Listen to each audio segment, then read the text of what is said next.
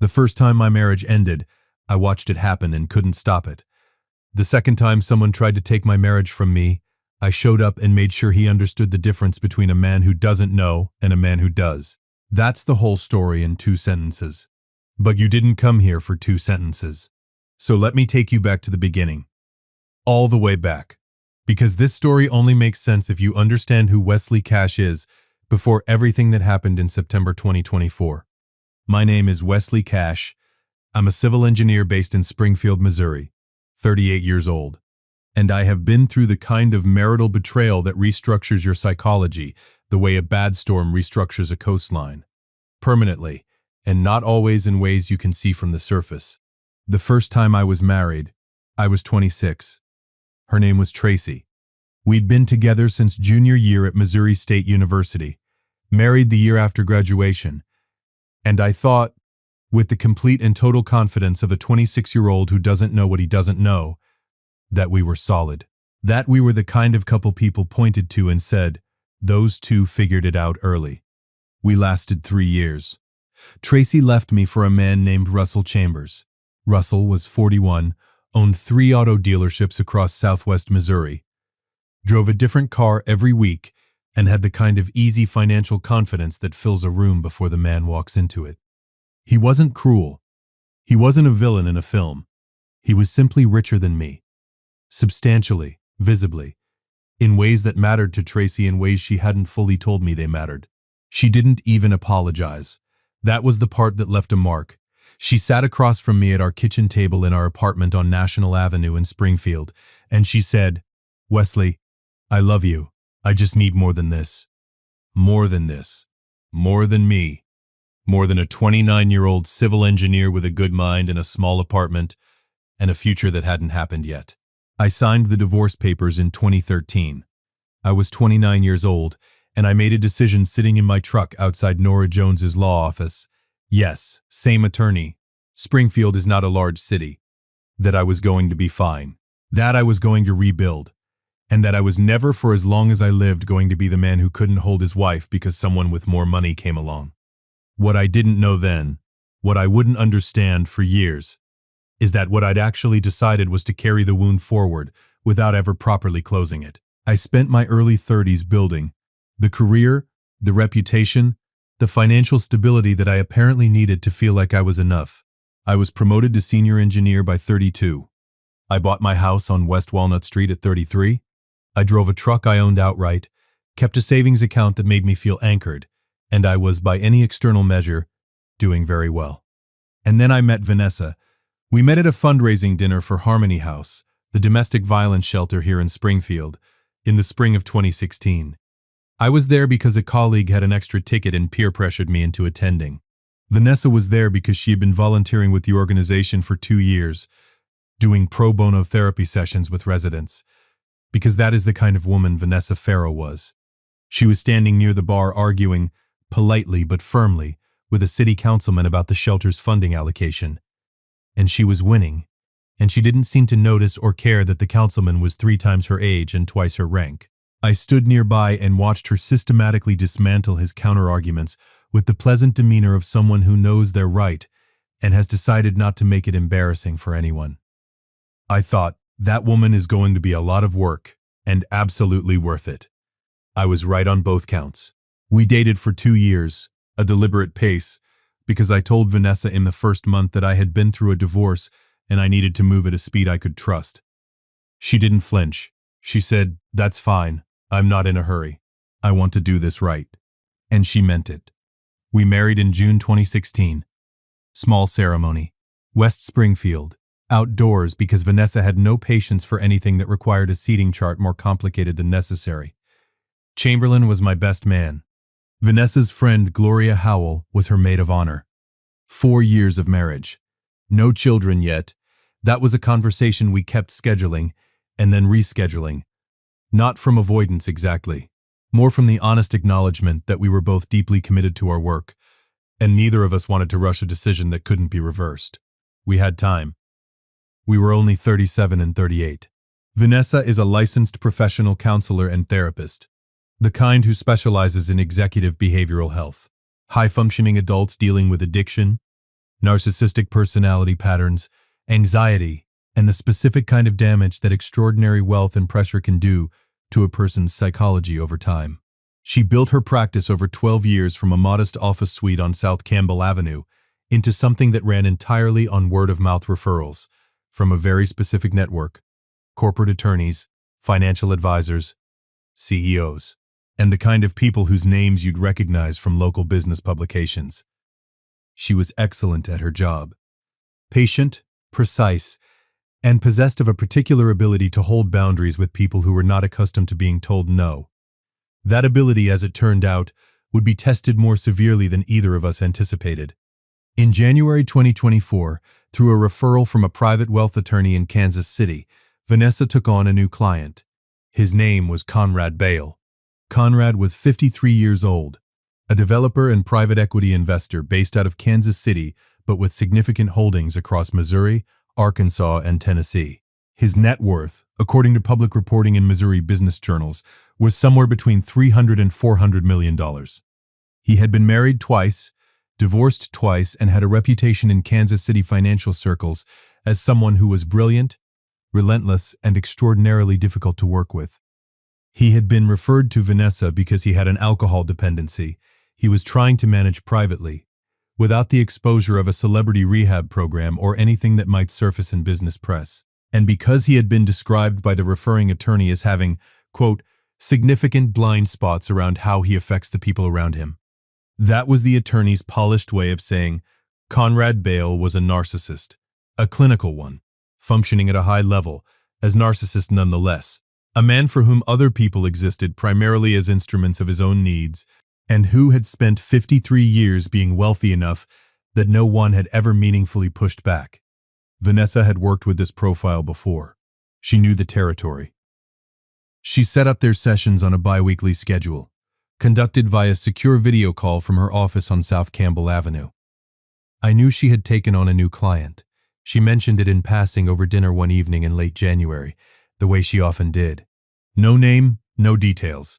Vanessa was meticulous about client confidentiality. She simply said she'd taken on someone new who was a handful but interesting work. I didn't think anything of it. I should tell you what our life looked like in early 2024, so you understand what was at stake. Because it was a good life. A genuinely good one in the specific unflashy way that only becomes visible when you're about to lose it. We had our routines. Saturday morning coffee on the porch swing. Mine had 2 sugars, and hers was black, and I had never once gotten that wrong. Sunday grocery runs to Hy-Vee on South Campbell. Dinner at Flame Steakhouse on Glenstone Avenue 4, maybe 5 times a year. Always for something worth celebrating. Weeknight evenings where we sat in the living room and half-watched television and fully talked, the kind of conversation that doesn't have a point, but holds a marriage together anyway. We had Eden, our beagle mix, who slept at the foot of the bed and took her role as household emotional barometer very seriously. And we had the quiet, established trust of 2 people who had chosen each other carefully and then kept choosing each other daily, which is the only way trust actually works. I didn't know yet that someone had decided to put that trust under a stress load it was never designed to bear. The first sign that something was off came in March 2024. Vanessa came home from her office one Thursday evening quieter than usual. Not upset. Vanessa didn't do upset outwardly. She processed internally, but something had shifted in the particular quality of her silence. I know her silence is the way a musician knows the difference between a rest and a pause. This one had weight in it. Long day? I asked. Had a session that went sideways, she said. She set her bag down, poured herself a glass of water, and stood at the kitchen sink for a moment looking out at the backyard. I didn't press. With Vanessa's work, pressing was rarely the right move. But later that evening, when I thought she was asleep, I was still awake on my side of the bed, and I heard her exhale. Long, slow, controlled. The exhale of a woman managing something. I didn't know it then, but the thing she was managing had a name, and it was going to put everything we'd built in the crosshairs. Welcome back to Sweet Family Revenge. Grab your snacks, get comfortable, and remember, the people in these stories had every chance to behave themselves. They just chose wrong. Drop a comment and be sure to subscribe. You're going to love it here. By April 2024, Vanessa had been treating Conrad Bale for 3 months, and somewhere in the architecture of those sessions, something had begun to shift. Conrad had started with what Vanessa later described to me as calibrated flattery, the kind that sounds like therapy-appropriate self-reflection but lands just slightly wrong. Comments about how he'd never had a therapist who really understood him. References to her intelligence that lingered a beat longer than professional appreciation warranted. Observations about her voice, her manner, her presence that had nothing to do with the work they were supposed to be doing. Individual, each comment could be dismissed. A therapist who worked with narcissists understood the difference between a client seeking genuine connection and a client testing the perimeter. Conrad was testing the perimeter. Then he pushed past it. In mid-April, during what was supposed to be a session focused on his alcohol dependency triggers, Conrad made a comment that was, without any ambiguity, sexual, direct, deliberate. Vanessa shut it down immediately, in the precise clinical way she was trained to, redirected the session, documented the incident in her notes, and sat with the decision she was not yet ready to verbalize.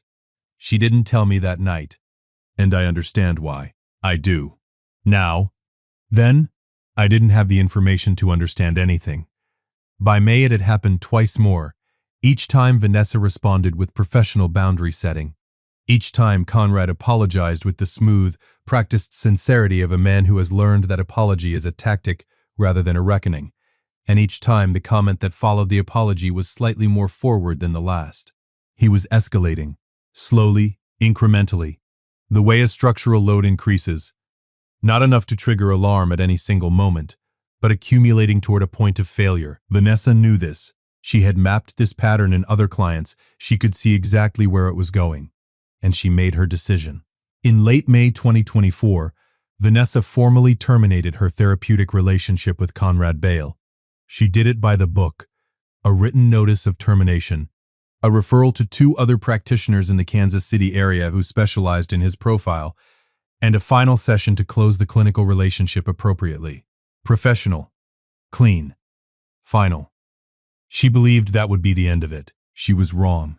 And the way she found out she was wrong would change everything that came after. The first one came on a Thursday morning in June 2024. A Thursday.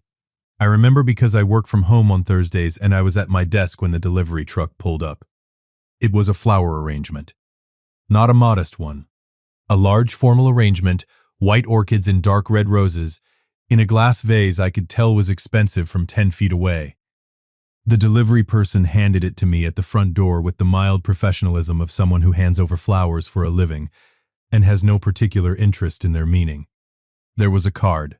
Vanessa, thinking of you. C. I stood at the front door holding this arrangement, and I felt something I hadn't felt in a long time. Something cold and specific, sitting in the back of my chest just behind the sternum. Not jealousy. Not yet. Something more like the professional instinct. The civil engineer's reflex, the feeling of running your hand along a surface and finding a crack where there shouldn't be one. C. I set the flowers on the kitchen counter. I didn't throw them. I didn't make any assumptions. I am, by nature, a man who collects information before drawing conclusions. This is a useful quality in engineering. In marriage, it means sometimes you hold things quietly when you should be asking out loud. When Vanessa came home that evening, I was in the kitchen starting dinner. I nodded toward the arrangement on the counter. Someone named C thinks of you, I said. Neutral. Fact-based. Vanessa went very still for a fraction of a second, so brief that if I hadn't known her for 6 years, I might have missed it. Then she said, a former client, I terminated his sessions last month. He's apparently not taking it well. Former client, I said. I'll handle it, she said, and I believed her. Because Vanessa Cash handles things. That's who she is. But something in the back of my mind filed that fraction of a second of stillness, the way you file a hairline crack in a beam. Not alarm, awareness. I didn't know it yet, but Conrad Bale had done a very specific kind of homework on Wesley Cash. And the gifts were only the opening move. The second delivery came 2 weeks later. A gift basket, high-end, the kind assembled by a professional service, gourmet items, a bottle of champagne, a small envelope that I did not open because it was addressed to Vanessa. She opened it privately. She didn't tell me what it said. I noticed. I filed it. I said nothing. The third delivery was the one that cracked something open in me. It arrived on a Saturday morning in early July. A Saturday when I was home, when Vanessa was home, when we were both visible in the life we shared on West Walnut Street. It was a jewelry box. Small, wrapped in navy paper with a silk ribbon. The delivery note was handwritten, not typed. Handwritten, in a script that was too deliberate to be casual. For everything you deserve. Conrad. I held that note for a moment. Then I set it on the counter next to the jewelry box. And I walked to the back porch. And I stood there, in the July heat. And I breathed. Because there is a difference between a former client who sends flowers once and is confused, and a man who learns your home address and sends a handwritten jewelry delivery on a Saturday morning. And somewhere in the space between those two things, the ghost of Tracy and Russell Chambers had begun to stir. That old wound. The one I thought I'd closed. The one that whispered, "You weren't enough before. What makes you think you're enough now?" Vanessa found me on the back porch. "Wesley," she started. "Tell me what's happening," I said. Still calm. Deliberately calm, because the alternative was to let 12 years of unprocessed fear do the talking, and I was smart enough to know that would not serve either of us. She sat down on the porch steps, and she told me most of it. The inappropriate comments in the sessions. The termination. The fact that she had thought it was over. She did not tell me everything.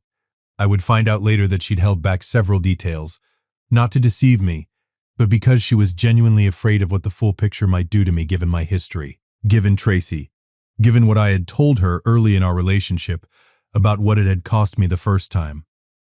She was protecting me, in a way that backfired, because half-truths, even generous ones, leave gaps that the imagination fills in with the worst possible material.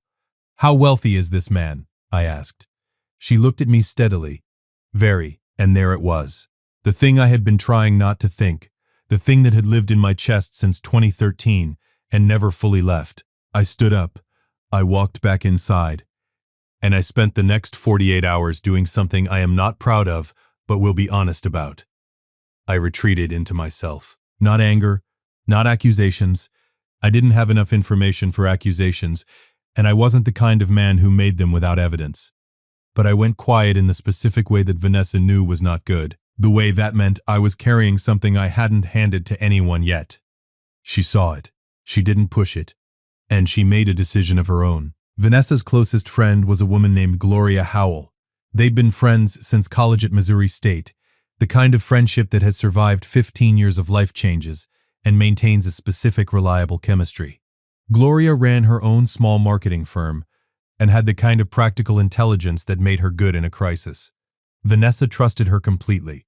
In early July 2024, Vanessa confided in Gloria. Not everything all at once, but over 2 or 3 conversations across that month, Gloria got the full picture. Conrad Bale. The escalating comments during therapy, the termination, the gifts, the handwritten note.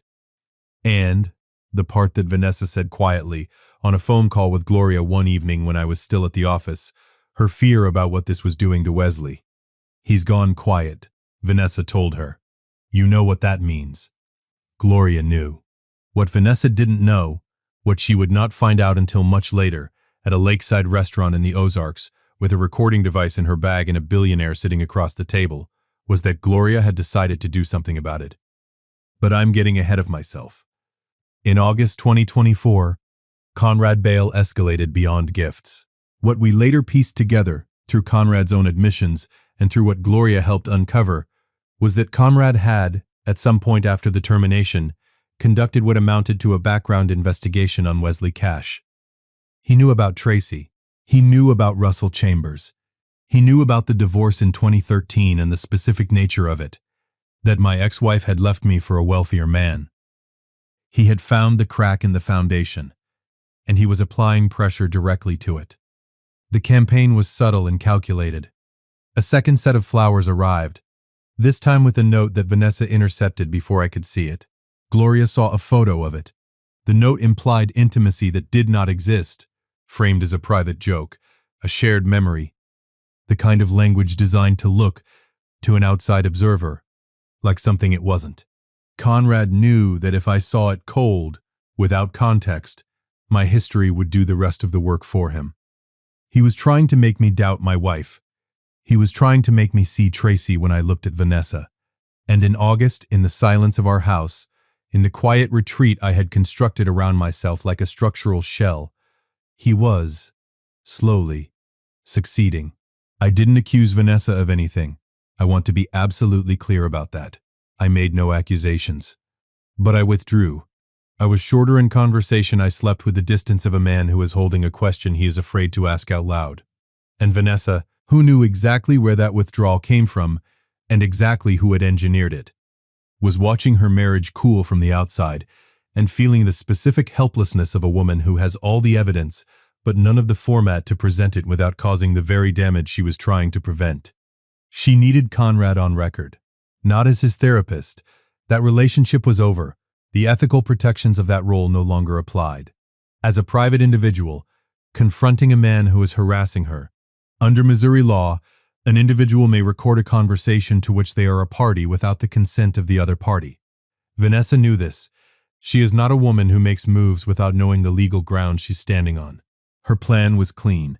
She would contact Conrad, agree to meet him in person, framing it as a conversation about his behavior, knowing full well that Conrad's ego would interpret this as an opening. She would lead him through the conversation, get him talking, get him admitting.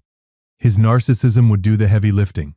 Conrad Bale was not a man accustomed to being told he had done something wrong, and Vanessa knew from 3 months of sessions exactly how he would respond when he felt he was in control. She would get the confession on tape. She would bring it home. She would show it to me, and she would show me that nothing happened, that the man trying to ruin our marriage was not a rival but a predator, and that the only thing standing between his plan and its failure was Vanessa herself. The location she chose for the meeting was a lakeside restaurant and bar at Table Rock Lake, near Branson, a place Conrad had mentioned during sessions as somewhere he liked to conduct informal business. She told him she wanted to meet somewhere neutral and private. Conrad, whose ego translated "meet me privately" into confirmation of his own narrative, agreed immediately. She told Gloria the full plan. She told me she was going to a quick overnight trip with Gloria. A break. Some air. Nothing elaborate.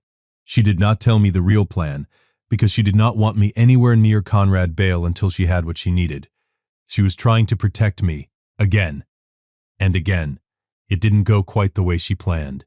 What Vanessa didn't know was that Gloria, somewhere between hearing the plan and the morning of the trip, had made a phone call to me. I didn't know it yet, but the conversation Gloria was about to have with me was going to change what happened at that lake entirely. Gloria called me on a Tuesday morning in mid-September 2024. I was at my office, reviewing drawings for a commercial project on the south side of Springfield. Melanie Torres, my assistant, had put the usual coffee on my desk. Everything was ordinary. "Wesley," Gloria said when I picked up, "I need you to listen to me carefully and not make a single decision until I've finished." I leaned back in my chair. "That's a very specific opening, Gloria." "Yes," she said. "It is, because what I'm about to tell you requires a man who can hear the whole thing before he reacts. Can you do that?" "Tell me," I said. She told me everything Vanessa had told her, not just the parts Vanessa had shared with me. All of it. The full escalation. The specific content of the inappropriate comments Conrad had made in session. The background investigation he'd conducted on me. The deliberate framing of those gift notes to exploit what he knew about Tracy. The fact that Vanessa had been shielding me from the scope of it because she knew what even the shadow of this situation could do to me, given my history. I sat at my desk and I listened. And the listening was the hardest thing I had done in years, because every sentence was simultaneously a revelation and a reckoning. A revelation about how far Conrad had gone, and a reckoning with the fact that I had let myself go quiet instead of asking out loud, and in doing so had merely handed this man exactly the damage he was aiming for. "She's going to that lake tomorrow to get him on record," Gloria said. "She doesn't want you there because she doesn't want you anywhere near him until she has the recording. But Wesley, I've been thinking about this all week, and I think she's wrong about that part." "Why?" I said. My voice was steady. I was focusing very hard on keeping it that way. Because Vanessa is going to get him talking, and she might get what she needs. But Conrad Bale is a man who has been doing whatever he wants to people his whole life, because nobody has ever looked him in the eye and told him there are consequences. A recording is evidence. You showing up with someone recording on your terms is a message. It's a different thing entirely. She let that sit. You showing up as her husband, Gloria continued, and standing there and saying what needs to be said, that closes this. A recording she brings home and shows you privately. That starts a legal process, and legal processes with men like Conrad take years and drain everything. But a man who shows up and makes it clear he knows everything, and that the next move destroys Conrad's very public career, that ends it the same day. I sat with that for a long moment. She wasn't wrong. I asked Gloria one thing. Does Vanessa know you're calling me? No, Gloria said. And then, but she will. And I believe she'll understand why. I made a decision sitting in my office on a Tuesday in September 2024. The same kind of decision I'd made 11 years earlier in the parking lot of a law office on Boonville Avenue. Except this one was different. This one was not about surviving something. This one was about refusing to let someone take what was mine. Not because of pride, not because of the ghost of Tracy and Russell Chambers, because Vanessa Cash was my wife. And someone had decided to use my history, my wound, my specific vulnerability, as a weapon. And I was done letting that wound sit unhealed in the dark where people could find it and exploit it. I called an old friend. His name was Derek Price, former college roommate, now a private security consultant in Springfield. I told him what I needed. He said he'd be there. Wednesday, 9/11/2024. I drove to Table Rock Lake. Some things you can't engineer in advance. You can plan the structure, calculate the load, account for the variables. But the moment the work begins, the moment you're actually standing in the space, you have to trust what you know and move. I arrived at Table Rock Lake at 11:40 a.m. on Wednesday, September 11th, 2024.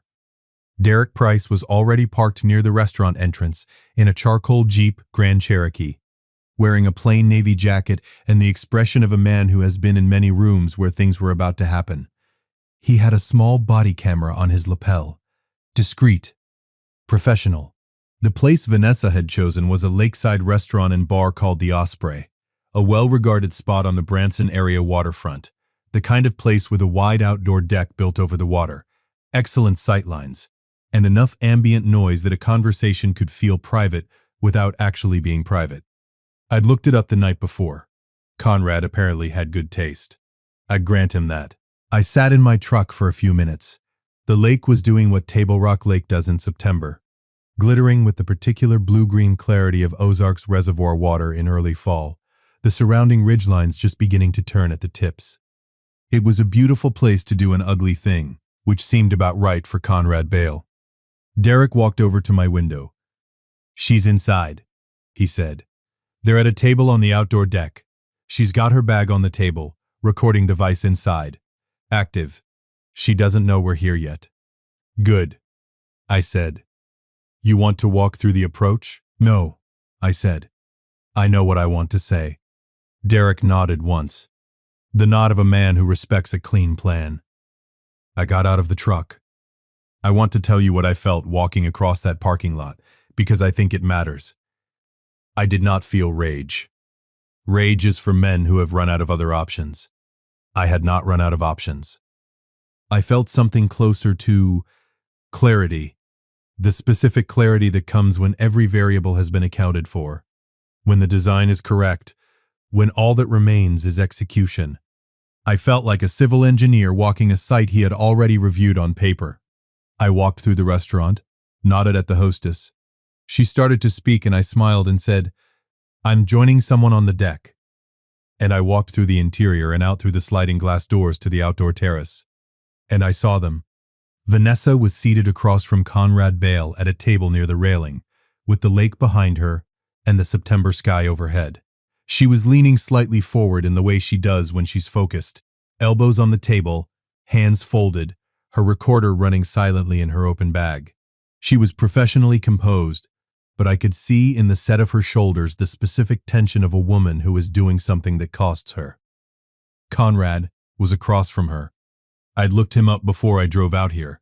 I'm a thorough man. But seeing him in person was a different thing. He was large, well-dressed, expensive in the specific way that men are when they've worn expensive things so long, it stops looking deliberate. Silver hair, broad through the chest, a watch that probably cost more than my truck.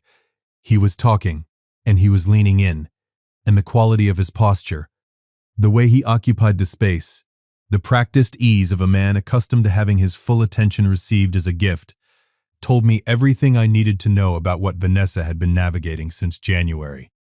He was a man who had never been told no by anything that money couldn't eventually persuade. Vanessa saw me first. Her eyes found me across the deck, and she went still in a way that was so fast and so complete that Conrad mid-sentence noticed. He turned, and I walked toward the table. I pulled out the chair beside Vanessa, not across from Conrad, beside my wife, and I sat down. Unhurried, I folded my hands on the table. Derek had come onto the deck behind me and taken a position near the railing 8 feet away, not threatening, present. Conrad looked at me, then at Vanessa, then back at me. "You must be the husband," he said. His voice was smooth, controlled. A man recalibrating in real time. "Wesley Cash," I said. "And you're Conrad Bale. This is a private meeting." "It was," I said. "Now it's a different kind of meeting." I didn't raise my voice. I didn't lean forward or perform any of the body language of dominance that insecure men deploy when they want to look powerful. I sat still, because stillness, when it belongs to a man who isn't afraid, is the most effective thing in any room. Conrad looked at Vanessa. "You told him. She didn't have to." I said, "You want to understand how I know what I know, Conrad? I'll tell you, because I think it's important that you understand this next conversation with full information." He closed his mouth. "You've been sending gifts to my home," I said. "You've been writing notes designed to look like something they're not, because you know my history, and you thought you could use it to make me doubt my wife. You did a background check on me, you found out about my first marriage, and you made a calculation. If you applied enough pressure to the right place, the foundation would crack and my marriage would fall apart. That was your plan." Conrad said nothing. His jaw had gone tight, but his eyes were still calculating, still looking for the angle. "The flaw in your plan," I continued, "is that you misread the load-bearing capacity. You thought you were dealing with a man who broke once and never properly healed. What you were actually dealing with was a man who broke once, rebuilt, and has spent every day since then making absolutely certain nothing breaks the same way twice." I paused. "Let that breathe. Now," I said, "I'm going to say some things and I need you to hear all of them before you decide what you're going to do next." Conrad leaned back in his chair very slightly. An involuntary retreat. He probably didn't know he'd done it. "I noticed what you did with my wife in those sessions. The comments, the escalation, that's documented. She kept clinical notes. Those notes can become evidence in a civil claim for professional harassment. She is no longer your therapist and has been formally terminated, which means there is no therapeutic privilege protecting you. Everything that happened in those sessions is legally accessible in a civil proceeding." I let him absorb that. "The gifts you sent to my home, with notes framed deliberately to imply intimacy that doesn't exist, those are documented. Photographs. Delivery records, they establish a pattern of harassment following the termination of a professional relationship. That pattern, combined with the evidence from the sessions, is the foundation of a lawsuit that I will file in Greene County, Missouri, and I will make sure it is covered by every business publication in this state before the first hearing date." Conrad's expression had shifted. The easy confidence was still there. Men like Conrad don't lose it entirely. It's been too long a habit. But underneath it, something had recalculated. "And the background investigation you conducted on me personally," I added, "specifically to identify and exploit psychological vulnerabilities for the purpose of destabilizing my marriage. That's something I've already discussed with an attorney. We'll let her tell you what that creates." Vanessa had not said a single word. She was sitting beside me and I could feel the quality of her stillness, not the stillness of a woman who was frozen, but the stillness of a woman who was watching something unfold that she had not expected and did not know yet how to hold. I would understand that later. All of it. But right now I had one more thing to say. Conrad, I said. I used his first name deliberately, evenly. The way you use someone's name when you want them to understand you, see them clearly. I know what you are. I've been briefed thoroughly on how you present and what you do when you don't get what you want. I'm not angry at you. I don't have the energy for anger at men like you, but I need you to hear this as clearly as I can possibly say it. I leaned forward. Just slightly. Enough to close the distance. My wife is not available to you. My marriage is not a structure you can dismantle. And if you send one more item to my home, make one more attempt at contact with Vanessa, or use anyone as a proxy to reach either of us, I will spend whatever it takes, for as long as it takes, to make sure every person in your professional and personal life knows exactly what you are. Not because I'm vindictive, because you will have made it necessary. The deck was quiet. The lake moved behind Vanessa's shoulder. A boat passed in the middle distance, slow and far away. Conrad looked at me for a long moment. The calculation was still happening behind his eyes. Men like Conrad always have one more angle they're running. But I watched something change. Not remorse. Conrad Bale did not do remorse. But recognition. The specific recognition of a man who has identified an obstacle he cannot move and has decided, for purely practical reasons, to redirect. He straightened in his chair. He picked up the glass of water on the table and took a slow sip. And then he said, I think we've all said what we came here to say. He stood. He buttoned his jacket. That single, composed gesture of a man who will not let you see him leave in disarray. He looked at Vanessa briefly, then at me. He walked off the deck without another word. Derek watched him go, then looked at me and gave a small nod. Everything had been captured. Clean, clear, full. And then it was just me and Vanessa, at a table on a deck above Table Rock Lake, on a Wednesday morning in September, with the Ozarks around us and the sound of the water below and the September sky doing the beautiful thing it does in early fall out here. Vanessa was looking at me. How? She said. Just that. One word, the way people speak when they have 100 questions, and only the energy for one. Gloria, I said. She closed her eyes for a moment. When she opened them, they were full.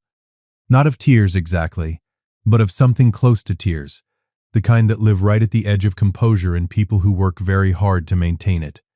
I told her not to. I know, I said. She made the call she thought was right. Honestly, she was right. Vanessa exhaled. Long. Slow. The particular exhale I recognized as the release of something that has been held too long. Wesley, she said. I was so scared. Not of him. I could handle him. I was scared of what this was doing to you. After Tracy. After everything. I didn't know how to bring this to you without watching it reopen something that took you years to heal. I know, I said. I thought if I handled it. I know, Vanessa. I wasn't trying to shut you out. I reached across the table and covered her hands with mine. I know all of it. Gloria told me. And here's what I need you to hear. Are you listening? She nodded. I am not the man I was in 2013. I was then, and he's not in this story anymore. I know who you are, and what you were doing here today before I walked in was protecting our marriage. That's what you were doing. You were fighting for us. She held my hands tightly. I should have come to you sooner, she said quietly. I should have trusted you with the full picture. I was so focused on protecting you from the fear that I didn't realize I was feeding it by going silent. And I went quiet when I should have asked, I said. We both did some version of the wrong thing with the right intention. That's just marriage. That's two people who love each other making imperfect decisions under pressure. She laughed a little, one of those laughs that lives right next to crying and sometimes is both at once. An apple pie would fix this, she said. I didn't bring one this time. I said, we'll stop somewhere on the drive home. We sat on that deck for another hour before we drove back to Springfield. We ordered coffee. We talked, really talked, the way we hadn't fully talked in weeks. She told me everything. The sessions, Conrad's specific comments, the deliberate cruelty of the background investigation, the notes. I listened to all of it. And every time I felt the old fear try to stand up in my chest, the Tracy ghost, the Russell Chambers ghost, I named it. That's the old wound. This is not that situation. This is my wife who fought for our marriage at a lake in the Ozarks while I was still in the dark. That's a different thing. And it mattered. As for Conrad Bale, he went quiet. Completely. The gifts stopped the same day. No phone calls, no proxy contacts, no further communication of any kind. Whether it was Derek's recording, the credible threat of civil litigation, or simply the recalculation of a man who had found something that wouldn't yield, I don't know. I don't particularly care. He chose to redirect. Good. Gloria told Vanessa about the phone call the same evening we got back to Springfield. Vanessa's first response, apparently, was a long silence. Her second was, "I should be irritated with you." Her third was, "I'm so glad you did it." Gloria, who is constitutionally incapable of false humility, said, "I know." I called Chamberlain that night. Joplin, 75 miles west, second ring, as always. "How'd it go?" he asked. "Good," I said. "It went good." "You sound different," he said. "I feel different," I said. And I did. Not because I'd confronted a wealthy man and made him back down. That was just a problem solved. I felt different because of what had happened on the drive home. The full conversation. The honest inventory of what we'd both done under pressure and why. And the decision, mutual, deliberate, together, not to let a man who had never earned a single thing in our marriage have any real estate in it. Here's the thing about Conrad Bale that I keep returning to. He was a man who had spent his entire life using money and information and calculated pressure to get what he wanted from people. He had identified what he believed was the weakest joint in the structure of my marriage, my history, my wound, my particular vulnerability. And he had applied force to it with precision. What he hadn't accounted for was the difference between a wound that hasn't healed and a wound that has. They look similar from the outside. The scar tissue is there either way, but one of them yields under pressure, and one of them is actually stronger than the original material. That's basic civil engineering. Conrad should have done more homework. By October 2024, life on West Walnut Street had returned to its rhythms. Saturday morning coffee, Vanessa's black and mine with 2 sugars, Sunday Hy-Vee runs. Eden at the foot of the bed, date nights at Flame Steakhouse where the ribeye remained excellent, and they still knew us by name. There were new things too. We started seeing a marriage counselor, not because we were in crisis, but because 2 people who almost let silence and assumption cost them everything owed themselves the work. Dr. Angela Parton on East Sunshine Street in Springfield. Practical, direct, good at calling things out without drama.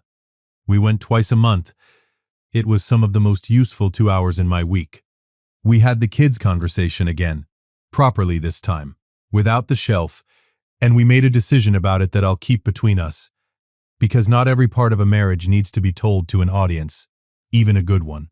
Vanessa updated her client intake screening process, not because of fear, because of professionalism. She added clearer language around behavioral expectations in the therapeutic relationship, a second session review point for boundary compliance, and a faster escalation protocol for inappropriate conduct. She talked to her professional liability insurer. She talked to the Missouri Division of Professional Registration about options for reporting behavioral incidents. She built a better system. That's Vanessa. She doesn't survive things. She systematizes them. As for Wesley Cash, I repainted the guest room. I run 3 mornings a week on the Galloway Creek Greenway Trail. I make ribs on Saturday afternoons because I'm good at it, and the house smells like something worth coming home to. And I keep the porch swing in good condition. I refinished it last spring. Dark walnut stain, 2 coats. Vanessa says it looks better than it ever has. I think she's right. Some structures, when you maintain them properly, don't just hold. They improve. If you liked this story, join our community by hitting that like button and subscribing for more family-centered accounts like this.